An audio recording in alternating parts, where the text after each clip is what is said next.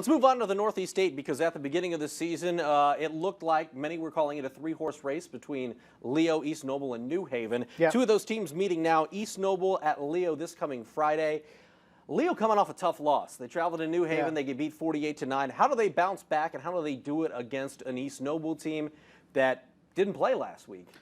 Here's the big question for me is Leo really took a step back because they're so young, which we're not used to seeing them. They've had to replace guys before and been there.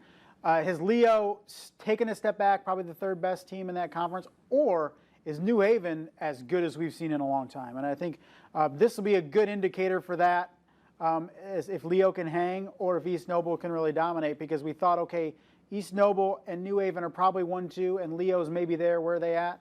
And New Haven just proved that they're a lot better than Leo. And where's East Noble in that mix? So it'll be interesting to see just that game and just if New Haven's that good or if Leo is kind of taking a step back this year. One of the things that would scare me, I think, if you're a Leo fan, is they gave up 509 yards last week to New Haven. I mean, they got dynamic players, and then they only garnered 151 yards. That's a big difference. And you take a look at East Noble's offensive numbers this year.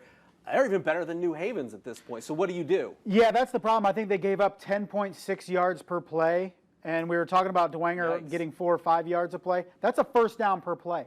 And so that's very worrisome for a Leo defense that you have to go back several years to find out the last time they gave up 30-plus points, let alone 48 points. So now you're facing a similar team in terms of a dynamic offense in East Noble. They didn't play last week. They're rested.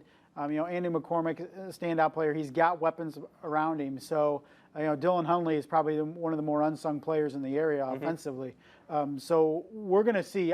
Jared Sauter is going to have his team ready to play. I just don't know if this year there's just too many young players and too many key positions for that team to really slow down New Haven and East Noble. If you're East Noble, how do you make sure you're not, I know Luke Amstutz does a great job, how do you make sure you're not rusty, specifically offensively going into this week? Because, you're used to playing every Friday, and you didn't have that last week.